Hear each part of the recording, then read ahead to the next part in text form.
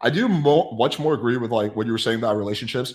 I've like using my parents as an example. My parents were married for 25 years. They got divorced, blah, blah. But the biggest issue they had in their relationship was that my dad would always tell my mom what to do. He'd be like, do this. He kind of took that red pill approach. Yeah. And all that happened, my mom would just slowly build resentment, like a little bit of resentment. She went along with it because she's like very kind of like nice and sweet, but she built resentment. And it got to a point where that resentment started spilling over. And then she walked away, right? And the biggest issue that she had was that she just didn't like being told what to do. I think people in general outside the bedroom don't like being told what to do.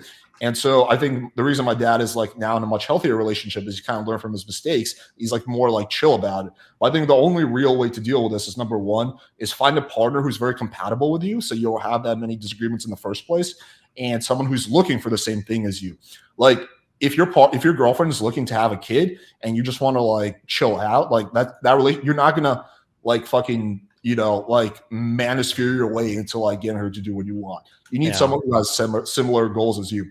And the second thing, this is why I've always like when I talk to these people, and I'm gonna keep doing this over and over again. I always try to push these people. Give me an example. Give me an example. Give me an example. Give me an example. Because people say like, be a leader in a relationship. Okay, talk to me. And I'm not trying to say I have perfect relationships or anything, right? Like I've had several pretty long-term relationships at this point. I think I've had 4 relationships now that are 3 years plus. My current marriage is about 4.5 years. My last ex was like 5 or 6 years. My kid's mom was 3 years. My first wife was 3 years. Like I had a lot of long relationships. So when somebody's telling me like, oh, take charge of your relationship, okay, tell me how. And it feels like when I can't get a single real example, it makes me think they have no idea what they're talking about, right? Like, I feel like a lot of the dating stuff and a lot of sex stuff is like theory. Like they have like theories for how it works, but it's like, okay, well, how does this work in a real relationship? Can you tell me? Because like, I could think of examples for them, but I'm not going to because pretty much every single one of those people is not in a relationship. That's why. Yeah, I know. That's the thing. One, they're not in a relationship. And then 2, they always just go to like combat.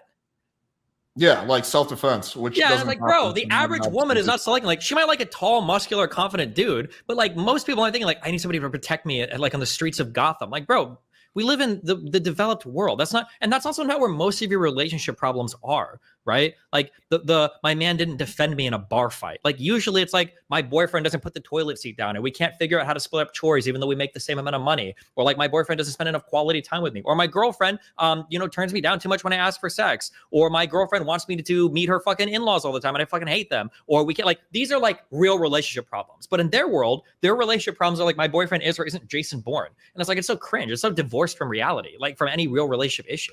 And I just hate it. So in a first world country for sure. I've never had anyone break into any house or apartment I've lived in. I've never had anyone like attack my girlfriend when we're out. Like this stuff doesn't commonly happen in first world countries. Also, if you live like in Miami, where like all of us live, like actually you've never seen my building, but you've seen the Fresh and Fit building. No one's breaking in there. They got security on the front desk. Like that's just not happening. It's just not. Like there was one time with my kid's mom where we thought somebody broke into the garage in the back.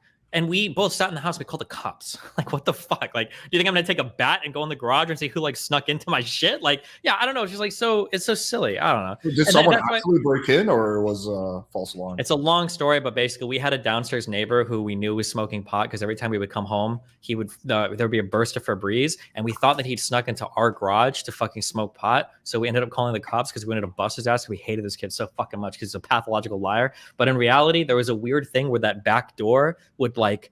The wind would cause the door to open and shut, so there was nobody in there, and we both just mind fucked ourselves into thinking he snuck in because one of us like left the light on. But that's calling the police on someone for smoking weed. We hated this motherfucker. I was looking for any way to get this guy out of our fucking life. We hated this fucking. He's a pathological fucking liar. This kid told us that his mom and dad were bodyguards for Barack Obama. Okay, fuck this kid. We did call the cops on him. I wish he would have been in that garage. I got his ass fucking tossed out. Fuck that kid. Jesus Christ. But I feel like the whole sex thing is also, I don't know, you can tell me, but this is an issue I've never had. I'm not trying to brag, but it's legitimately an issue I've never had of my girlfriend not wanting to fuck me. Like every single relationship I've been in, I'm on my 5th relationship right now, 5th serious relationship. The girl wants to fuck as much, if not more than me. It's just... Yeah, and I understand this stands in like opposition of polling data, so I have to be careful anecdotally. From my personal experience, that's always been the issue. is especially because like, bro, I'll get someone to like work and shit, and I won't even think about sex for like a week. If I'm just like fucking working, doing my shit, you know, sleep, wake up, gym or whatever, blah, blah, blah. Like it's always my partner that's always like, hey, let's be more sexual. Hey, blah, blah, blah, blah, blah. And then when I talk to other women, it feels like overwhelmingly it's women that are complaining that their partners aren't fucking them enough. Again, that could be anecdotal. Maybe it's the kind of women I know or whatever, but like I hear that complaint a lot. But here's my theory on that. I think that happens predominantly to guys who suck in bed. Like they don't make their girl come. And then eventually the girl's like, well, why would a girl want to fuck if it's like not a pleasant experience for her if she doesn't get to come? Like you got people like Myron who say like women's sexual pleasure doesn't matter. But there's a lot of people who feel that way. And like, yeah, like she's not going to be eager to fuck you if she never gets to come. And it's like an average experience for her at best. It's only something that's good for you. But if you can make your girl come a few times, like she's obviously going to be trying to fuck you. Like a guy can have like one orgasm during sex. Most guys, a lot of girls can have like 3, 4, 5 orgasms during sex. Like, who's the one screaming at the top of their lungs in a porno? It's not the guy, it's the girl. So yeah, I would just, my theory would be that almost every single one of those cases, aside from the fact where a woman might have a medical problem or she just lost attraction for her husband, that can happen. But aside from medical problems and stuff like that, the guy just sucks in bed. Possibly. Yeah, it could be the case. Yeah. But yeah, every take I hear relating to like actual sex, not just getting to fuck, and actual relationships, not just hooking up with somebody. They have like, it feels like nobody in the space has anything to say on it at all. What do you mean exactly? They just have nothing. Like, when was the last time you heard relationship advice from a red pillar besides like be dominant?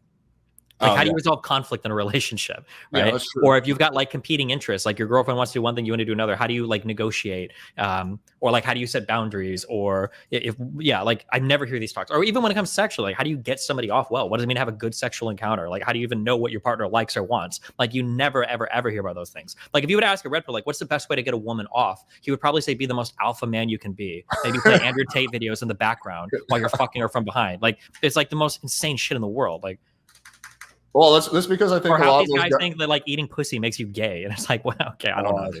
Yeah. Well, I think that's because a lot of those guys don't have the answers, and the answers are really not that sexy to the audience. Like at the end of the day, a lot of it comes down to good communication, honesty, empathy. Like this stuff doesn't really sound good. It's not. No one's going to watch that. But that's the answer to having a lot of good relationships: having clear boundaries, screening very carefully. I mean, one of the big things, like I'm just looking back at like. Now I'm on my 5th relationship. I would say it's by far the healthiest relationship I've ever been in, right? Mm-hmm. Each one got a bit better because I learned from each one. But the mistake I used to make in the early ones is that, first of all, I didn't screen really carefully for girls who have similar values. I would just date a girl who's hot and nice, right? I didn't really look at like, okay, what are these girls' values? What is she looking for?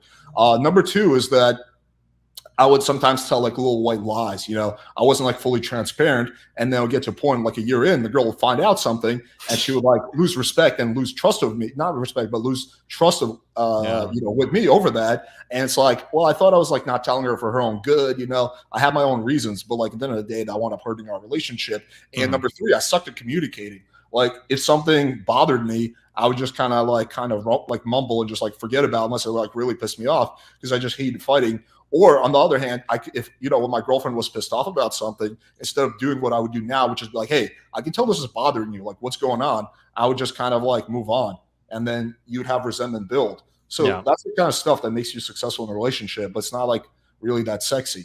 Mm-hmm.